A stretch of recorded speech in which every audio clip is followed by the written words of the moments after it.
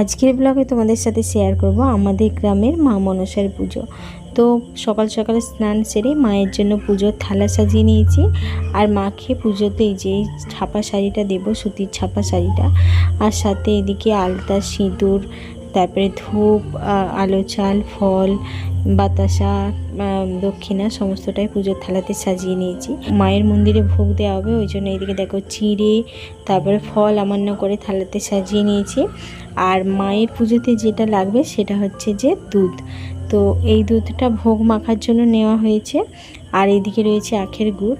আর এই যে এই গ্লাসটাতে যে দুধটা রয়েছে, এটা মায়ের পুজোতে মাকে স্নান করানোর জন্য দেওয়া হবে। তো চলো এবারে মায়ের পুজোর থালা নিয়ে মন্দিরে যাই। মায়ের মন্দিরে চলে আসছি, আর মায়ের পুজোতে বসে পড়েছেন পুরোহিত মশাই। ঘট দোবানো হয়ে গিয়েছে।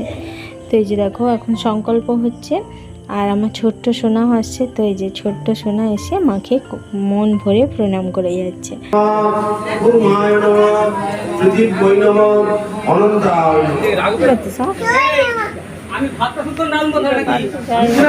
জয় মা বলো। মায়ের পুজো সম্পন্ন হয়েছে, এখন মায়ের আরতি হচ্ছে।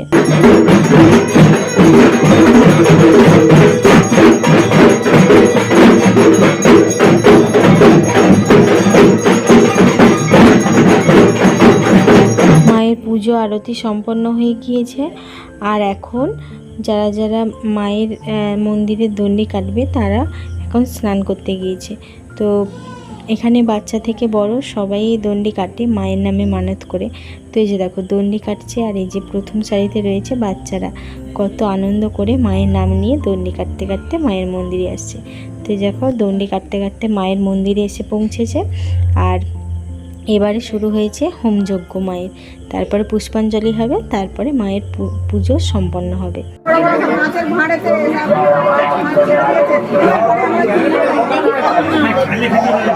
মায়ের পুজো, আরতি, হোম যজ্ঞ, পুষ্পাঞ্জলি দেওয়া সমস্তটাই সম্পন্ন হয়ে গিয়েছে।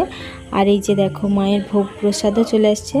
তো চিঁড়ে ভোগ, চলো এবারে চিঁড়ে ভোগ প্রসাদ গ্রহণ করি, তারপরে খাবার খাবো।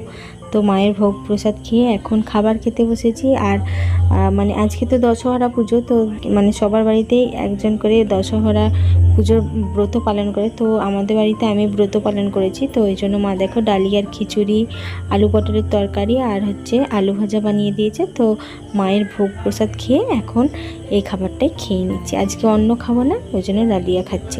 এখন সন্ধ্যাবেলায় তো ছোট ছোট ছেলেরা ওই মায়ের মানে ঘট, মায়ের বাড়ি মাথায় নিয়ে মায়ের মন্দির থেকে আমাদের যে পুকুর ঘাট সেখানটাতে বাজনার সাথে সাথে নাচ করতে করতে আসে। তারপরে মায়ের ঘটের জল নিয়ে আবার নাচ করতে করতে মায়ের মন্দিরে যায়।